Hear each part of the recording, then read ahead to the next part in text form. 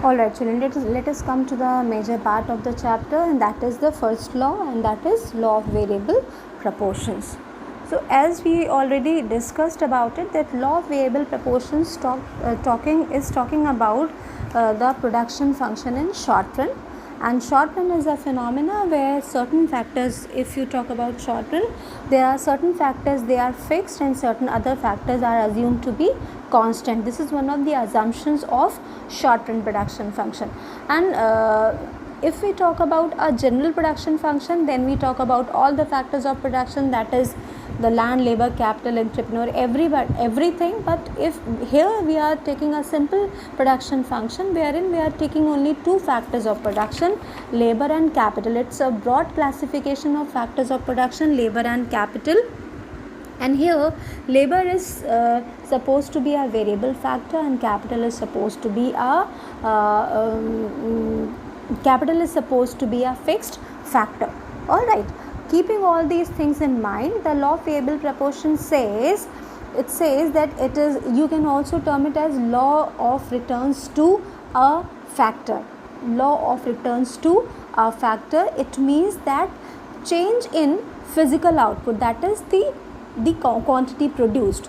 When the change in physical output or the quantity produced of a good, when this change in quantity is because of one factor, that is the variable factor, because that is what can be variated in the short run, is change, right? If the output changes, the physical output changes because of change in one factor, and that is variable, and other factors remain constant.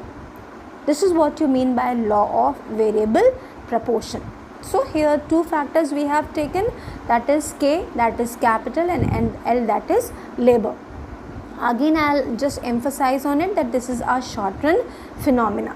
Now what does this law states? It says that as more and more units of a variable factor, as more and more units of a variable factor are applied, are used to a given quantity of a fixed factor. So things, I believe that things are clear. We can only change the quantity of variable factor, and fixed factor's quantity remains unchanged. So that is what we are saying, that as we increase the amount of variable factor, keeping the quantity of fixed factor constant, the total product, the tendency of total product is that it may change initially, and changes or increases at an increasing rate, but eventually or ultimately it will increase at a diminishing rate, right? I'll just say the statement straightforward. The law states that as more and more units of a variable factor are applied to a given quantity of a fixed factor, the total product may initially increase at an increasing rate, but eventually it will increase at diminishing rate. This law was formulated by Professor John Robinson and other modern economists also. And this law is applicable to all the sectors of an economy. Now this law expressed in terms of average product and marginal product, and it is seen that marginal product and average product of the variable factor, all this is already specified to you, that is labor.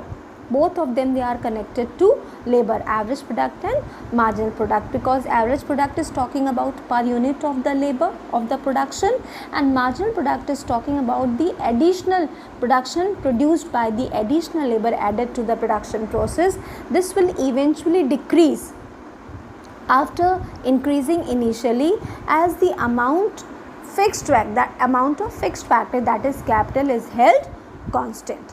Now there are certain assumptions for this law, and the assumptions of the law is, the first is that is the state of technology over here is given and it remains constant, and we believe that the technology is the best one given to the producer. The second is that some inputs are kept fixed and others are varied, that is the short run phenomena. Certain factors are assumed to be fixed and certain others are assumed to be varying. The third is the technology should be such, that is the technology that is being adopted by the producer or the entrepreneur, it must be such that it is possible to change factor proportions. Factor proportions means when you are changing the amount of only one factor, that is variable factor, and that is specifically labor in this case. This factor proportion with the fixed factor, that is machine, this factor proportion can be changed. The law will not be applied where the factor proportion cannot be changed. Alright, this can be a limitation for the law. And the fourth assumption is that all units of the variable factor, that is labor in this case, they should be homogeneous and equally efficient. We know that these are assumptions, these are not practical things, so we will have to keep this in mind. They are not practical things because practically labor cannot be homogeneous, and all the units of the labor cannot be equally efficient. They are merely assumptions that we have to keep in mind while we will be studying this law. Now this law can be divided into three distinct stages. It has three stages. It will execute in three stages. Stage 1 is the stage of increasing returns to a factor. Stage 2 is the diminishing returns to a factor, and stage 3 is negative returns to a factor. Now this classification, these stages are given by the modern economist, whereas Marshall and other classical economists have given these stages in terms of increasing returns to a factor, constant instead of diminishing. They have taken up constant returns to a factor, and the third one is negative returns to a factor. Now let us come to the table part, and we will be understanding the law with the help of a schedule and then followed by the diagram of the law. Now the table is displayed to you on the screen. You can see the table, and this table is showing you 4 columns over here, and in terms of, we are talking about law of variable proportion in terms of total, average and marginal products. We have already talked about all these concepts earlier, total product, average product and marginal product. All these three, the average product and the marginal product, they talk of variable factor. Total product is the summation of all the total production that is taking place in the production process.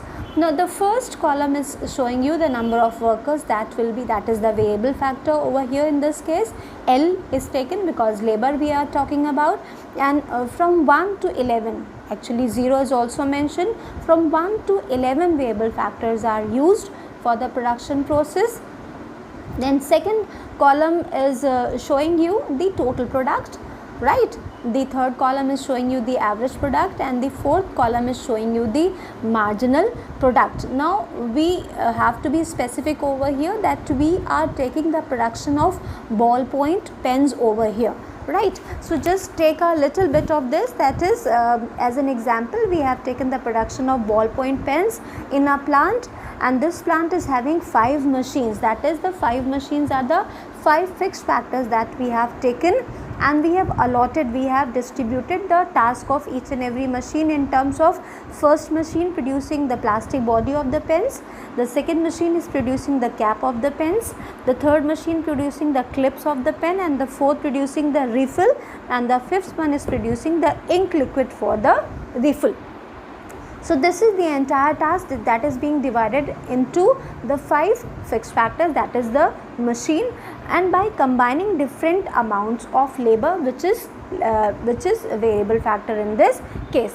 Now here capital is assumed to be 5, fixed at 5 units, and labor is the variable factor. Now keeping these facts in mind, we will continue with the table, and as you can see the table, that the table shows that as the amount of labor increases, you can see the amount of labor is increasing every time, 1 labor, 2 unit, 3 unit, 4 unit and so on. So we can see the amount of labor is increasing every time. The total product, now focus on the total product, that is the second column in your book. It is increasing up to the 8th unit, that is the maximum production. You can see in the overall production, the 8th unit of labor when it is employed, that is the maximum production has taken place over here, that is 880 pens, right? Now initially the TP is increasing at an increasing rate You can see that the first total initially the total production was 100, then it has increased to 220, 120 units produced, and then 360, 520 and so on. Initially at the early stages of production, the total product is increasing at a increasing rate. Why is it increasing? Because just see the third column, because the marginal product is rising. The marginal product was 100, then it has increased 120, 140. So it is marginal product is also actually increasing at an increasing rate, 160, and till 160 you can see that marginal product is rising. So this can be observed up to the employment of 4 unit of labor, that is where marginal product is 160 and your total product has come to 520, right? This is the tendency, the total product increasing at an increasing rate. That this tendency can be seen in the table up to the 4th unit of labor is employed. The second point that you observed in the table is that from the employment of 5th unit of labor, the TP is increasing at a diminishing rate. You can calculate it over here. After 520, TP is still increasing, being a total product, it will increase 650, 750, now it has become 100 and then 840. So the amount is gradually, the MP is showing how much the amount is declining, but being total product, it will show a increment in the total production. So TP is increasing at a diminishing rate because marginal product has started to fall down. After the 4th unit, marginal product has started to fall, 130, 100, 90 and 40, right? So this is what you can observe in the table. Then the third is on the employment of 9th labor, right? That this tendency goes on till 8th labor, that is the 40. The marginal product of the 8th labor is 40 pence, right, individually. What happens that when 9th number of laborer is added to the production, the total product reaches its maximum capacity, that is the 880 pence are produced, right? And we already know that when marginal, that total product is maximum, marginal is 0. This is shown in the 4th column of your table, that here marginal product is 0. So this relationship is already studied by you all, that when total is maximum, the marginal is 0. The same is holding good over here as well. And then if the producer tries to employ any further units of labor, which is already shown in the table, 10th and 11th labor is also shown in the table, beyond this point it will be counterproductive, because MP has started to be negative, and because of MP has become negative, the TP has started to decline, right? So a wise producer, a profit earning producer would not go beyond this stage of production. This is what you can see in the table. Now I can show you the derivation of this table and that diagram that will be followed by it. So before I continue with the diagram, let us see the derivation of this table. Even though this table is made on a predefined format, the first column is given. Suppose you are given the first column, it will not come as such for the testing purpose in your exam, but just to understand it. The first column is talking about the number of workers, that is the labor in this case, from 1 to 11 laborers we have applied. And then second column is talking about the total production that is taking place in the firm or the factory. Third column average product, and fourth column is giving you the margin product. You can see I have made the stages also, stage 1, stage 2, stage 3. We will be talking about all these stages. We have already said that first stage is the stage of increasing returns, and then decreasing returns, and then the diminishing returns, right? So first stage over here, let us see, suppose we want to derive. If you are given this total product, one of the columns would be given to you definitely. If this suppose total production is given to you and you need to know and you are not given these two, you have to derive these two. How you will be doing that? The formula is over here. Average product of labor is written over here for you, is equal to total product of labor divided by number of labors. We will be putting the values into this formula. Average product of labor, suppose we wanted to know the average product of seventh laborer, right? So what we have to mention over here, the total product of labor, that is over here 840. You can see we are taking up seventh, right? The total product of labor is 840 and the number of labor is 7, right? We will be dividing it. 7 ones are 7, 7 twos are 14 and 0. So what is the average product is 120. This is how you can derive the average product of the each and every individual labor, right? This is how you can put the formula and use it. Then comes the marginal product. Similarly, you can use the marginal product also. Marginal product of L is equal to delta total product divided by delta L. Now by putting the values into this, change in total product. Suppose you want to know the marginal product of fifth unit, right? Fifth unit of labor. So marginal product of 5 of labor means क्या हो गया? Change in total product. Change in product means if we'll subtract 520 from 650. Let us see over here. 650 and then 520. What comes into our hands? Or we can put the values over here. 650 minus 520. Just to get it up. 3, that is 120. This is how you can derive it also. Otherwise, you can do what? The change in labor also, because delta L is here, that is 5 minus 4 is equal to 1. So this is equal to 130. That is what you can see over here. This is how you can derive average and marginal product when total production is given to you, right? Now let us see the diagram. It's a 2-panel diagram, children. We'll be seeing the table, we'll be seeing the diagram simultaneously, and I'll be analyzing you, I'll be explaining you the stages of production one by one so that you can understand, because we have already studied that this law is talking about the returns in 3 different stages. The first stage is talking about the increasing returns, as you have already seen in the table, and then the second stage is talking about the diminishing returns, and the third stage is talking about the negative returns. Alright, correspondingly we will be seeing the diagram also. Let us start. So this is the 2-panel diagram. Panel 1 is talking about total product. Alright, panel 1 is talking about total product of the firm, and panel 2 is talking about average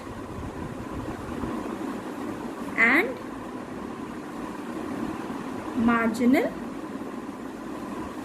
product of variable factor, because these two are associated with the variable factor. All right, OX axis and then OY axis. OX axis will be taking the unit of labors. All right, that is the number of labors employed here also and here also.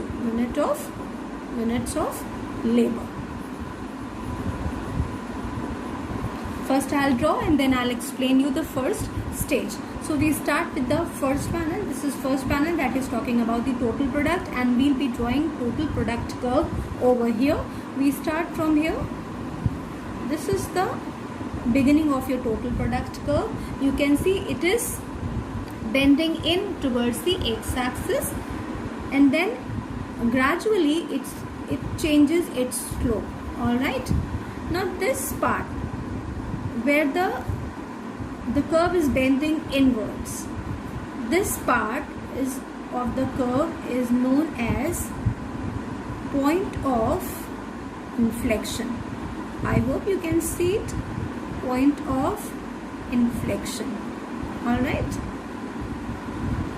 why we are saying it point of inflection? Because from here the curve is changing its slope. Now continuing the same in the second panel, the place from wherein this point, right, this we are putting m variable just to show the change in the slope of the curve.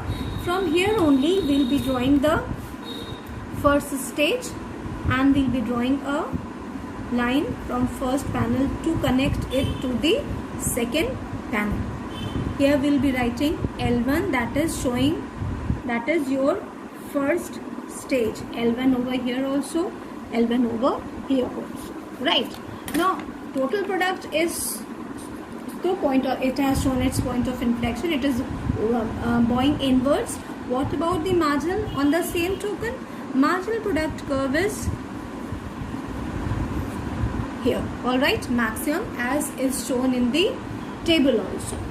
Why we said, what do you mean by point of inflection? Because over here the total product is increasing at an increasing rate till, just see in the table, till 4th unit of labor is employed. The total product is increasing at an increasing rate because marginal product is increasing. That is what you are shown. This part is shown. Now I am showing you this part. That is the marginal product. Marginal product is maximum over here till 4th unit of labor. This is stage 1 of the diagram. This stage is also known as stage of increasing returns. We can also see that TP is increasing at an increasing rate up to point M in the diagram 1, right? Where MP is maximum as shown in the diagram, right? That is up to the employment of L1 units of labor. Now beyond point M, the curve changes its slope. You can see over here, beyond point M in the diagram, now MP has started to fall down. You can see it over here. MP has started to fall down from 160, it has become 130, 190 and so on. MP has started to fall down and is shown by the negative slope of the MP curve. From here onwards the MP curve will fall. Before I start it, let us just join both these panels with the second stage, right? This is the second stage of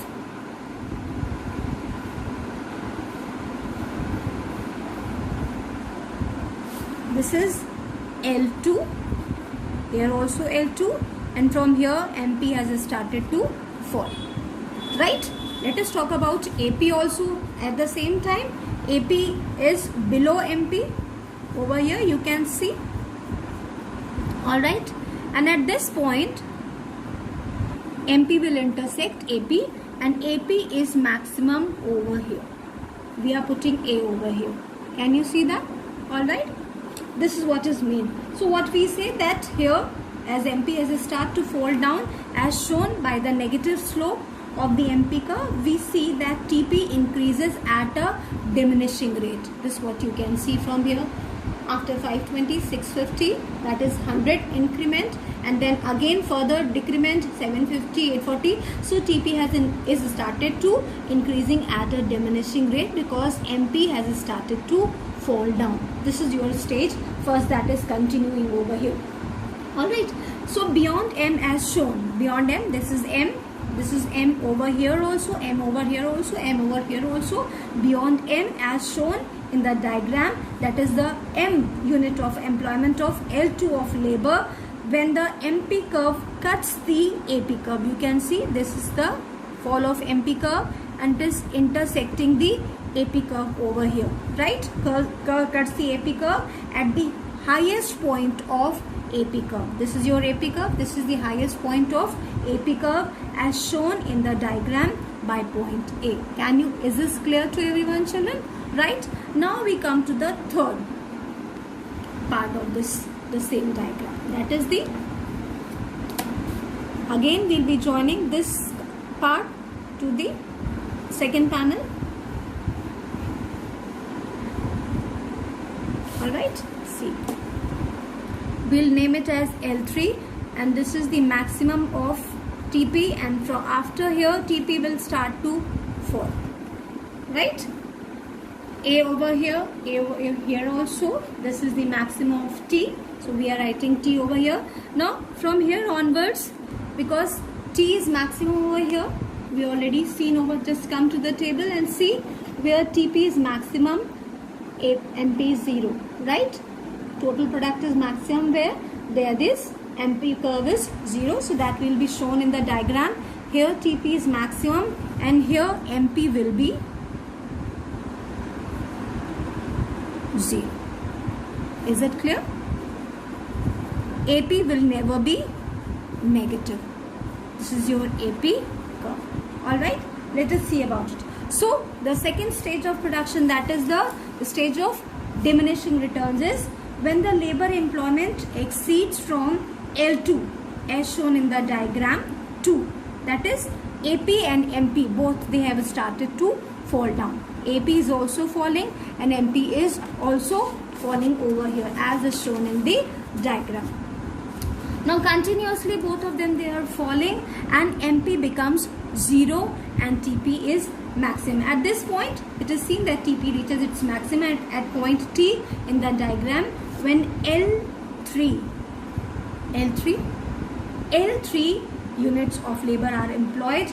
MP coincides with the X axis. This is your second stage, that is the stage of decreasing or diminishing returns.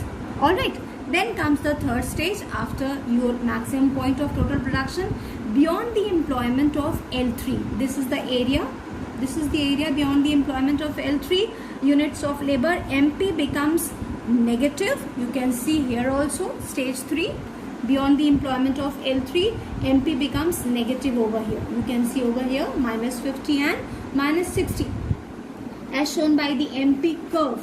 You can see the MP curve here also going below the x-axis in diagram 2. When TP declines, TP curve has started to fall down as is shown in the diagram part 1, right? So the law proves that as, what is the law proof? The law proves that as more and more units of a variable factor are employed beyond optimum point, the factor proportion becomes unsuitable and inefficient, right? As you can see that MP is also falling and AP is also, MP has become negative and AP is falling, so factor proportion becomes unsuitable and inefficient, hence MP declines.